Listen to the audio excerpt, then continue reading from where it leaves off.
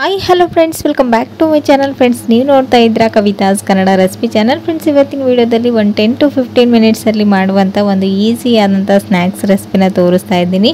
Tea ಟೈಮ್ಗಂತೂ ಈ ರೀತಿ ಒಂದು ಸ್ನ್ಯಾಕ್ಸ್ ಹೇಳಿ ಮಾಡಿಸಿದ ಸ್ನ್ಯಾಕ್ಸ್ ಅಂತಲೇ ಹೇಳ್ಬೋದು. ಹಾಗೆಯೇ ರೈಸ್ ಜೊತೆಗೆ ಸೈಡ್ ಡಿಶ್ ಆಗಿನೂ ಕೂಡ ಈ ಒಂದು ಸ್ನ್ಯಾಕ್ಸ್ನ ಟ್ರೈ ಮಾಡ್ಬೋದು. ತುಂಬಾ ಟೇಸ್ಟಿಯಾಗಿರುತ್ತೆ. ಸೊ ಫ್ರೆಂಡ್ಸ್, ಬನ್ನಿ ಹಾಗಾದರೆ ತಡ ಮಾಡ್ತೀನಿ ಈ ಒಂದು ರೆಸಿಪಿನ ಯಾವ ರೀತಿ ಮಾಡೋದು, ಇದಕ್ಕೆ ಏನೆಲ್ಲ ಇಂಗ್ರೀಡಿಯೆಂಟ್ಸ್ ಬೇಕಂತೇಳಿ ನೋಡ್ಕೊಂಡು ಬರೋಣ. ಓಕೆನಾ?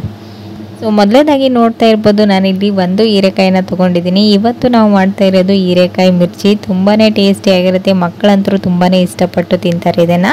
ಸೊ ಇಲ್ಲಿ ನೋಡ್ತಾ ಇದ್ರೆ ಇವಾಗ ಹೀರೆಕಾಯಿನ ನೀಟಾಗಿ ಒಂದ್ಸಲ ವಾಶ್ ಮಾಡಿಕೊಂಡು ಇದರ ಮೇಲ್ಗಡೆ ಇರುವಂಥ ಈ ರೀತಿ ದಪ್ಪ ಇರುವಂಥ ಸಿಪ್ಪೆನ ನೀಟಾಗಿ ರಿಮೂವ್ ಮಾಡ್ಕೊಳ್ಳಿ.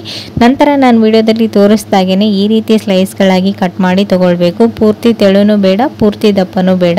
ಸೊ ನೋಡ್ತಾ ಇರ್ಬೋದು ವಿಡಿಯೋದಲ್ಲಿ ಈ ರೀತಿ ಮಾಡಿ ತೊಗೊಳ್ತಾ ಇದ್ದೀನಿ.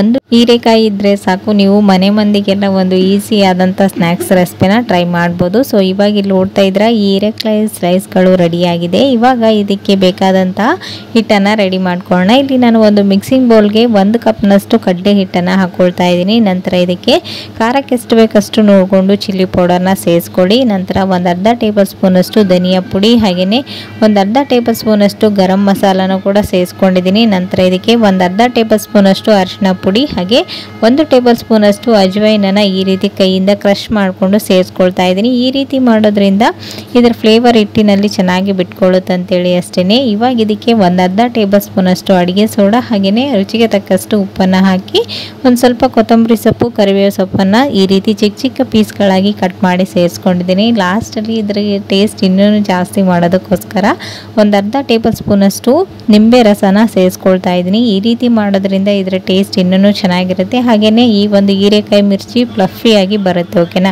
ಸೊ ಇಲ್ಲಿ ನೋಡ್ತಾ ಇದ್ರೆ ಇವಾಗ ಇವೆಲ್ಲವನ್ನು ಹಾಕಿ ನೀಟಾಗಿ ಈ ರೀತಿ ಗಂಟುಗಳಿಲ್ಲ ಥರ ಸ್ವಲ್ಪನೇ ನೀರನ್ನು ಸೇರಿಸ್ಕೊಂಡು ಇದನ್ನು ಮಿರ್ಚಿ ಹಿಟ್ಟಿನ ಹದಕ್ಕೆ ಇದನ್ನು ಮಿಕ್ಸ್ ಮಾಡ್ಕೊಂಡು ತೊಗೊಳ್ಳಿ. ಸೊ ನೋಡ್ತಾ ಇರ್ಬೋದು ಒಂದು ಸ್ವಲ್ಪ ಗಟ್ಟಿಯಾಗಿಯೇ ಇರಬೇಕು, ಯಾಕಂದರೆ ಹೀರೆಕಾಯಿಗೆ ಕೋಟಿಂಗ್ ಆಗಬೇಕಲ್ವ. ಸೊ ಹಾಗಾಗಿ ಇವಾಗ ಇದು ರೆಡಿಯಾಗಿದೆ. 1-2 ಮಿನಿಟ್ಸ್ ಸಾಕು. ಇದನ್ನು ಹಾಗೇ ರೆಸ್ಟ್ ಮಾಡಲು ಬಿಡೋಣ.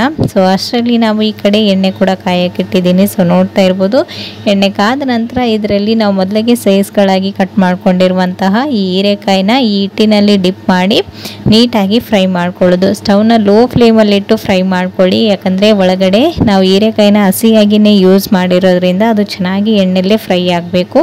ಸೊ ಇಲ್ಲಿ ನೋಡ್ತಾ ಇದ್ರೆ ಇವಾಗ ಎಲ್ಲ ಹೀರೆಕಾಯಿ ಮಿರ್ಚಿಗಳನ್ನು ಹಾಕ್ಕೊಂಡು ಎರಡೂ ಕಡೆನೂ ಹೊಂಬಣ್ಣ ಬರೋವರೆಗೂ ನೀಟಾಗಿ ಇದನ್ನು ಸ್ವಲ್ಪ ಪೇಷನ್ಸಿಂದ ಫ್ರೈ ಮಾಡ್ಕೊಳ್ಳಿ. ಈ ರೀತಿ ಫ್ಲಫಿಯಾಗಿ ನೀಟಾಗಿ ಉಬ್ಕೊಂಡು ಬರುತ್ತೆ ಈ ಒಂದು ಹೀರೆಕಾಯಿ ಮಿರ್ಚಿ. ಆವಾಗನೇ ಇದು ಪರ್ಫೆಕ್ಟಾಗಿ ಕುಕ್ ಆಗಿದೆ ಅಂತೇಳಿ ಅರ್ಥ. ಸೊ ಇವಾಗ ಇದ್ರ ಮೇಲ್ಗಡೆ ಒಂದು 4 ಹಸಿಮೆಣಸಿನ್ಕಾಯಿ ಹಾಗೆ ಕರಿಬೇವು ಸೊಪ್ಪನ್ನು ಹಾಕಿ ಬಿಸಿ ಬಿಸಿಯಾಗಿ ಟೊಮೆಟೊ ಸಾಸ್ ಜೊತೆಗೆ ಆಗ್ಬೋದು ಅಥವಾ ಚಿಲ್ಲಿ ಚಟ್ನಿ ಜೊತೆಗೆ ಸರ್ವ್ ಮಾಡಿದರೆ ತುಂಬಾ ಟೇಸ್ಟಿಯಾಗಿರುತ್ತೆ. ಒಂದಲ್ಲ 10 ತಿಂತಾರೆ, ಅಷ್ಟು ಟೇಸ್ಟಿಯಾಗಿರುತ್ತೆ. ಸೊ ಫ್ರೆಂಡ್ಸ್, ನೋಡ್ತಾ ಇದ್ದೀರಲ್ವ, ಒಂದನ್ನು ಕಟ್ ಮಾಡಿ ಕೂಡ ತೋರಿಸ್ತಾ ಇದ್ದೀನಿ ಒಳಗಡೆ ಹೀರೆಕಾಯಿ ಎಷ್ಟು ನೀಟಾಗಿ ಫ್ರೈ ಆಗಿದೆ ಅಂತ.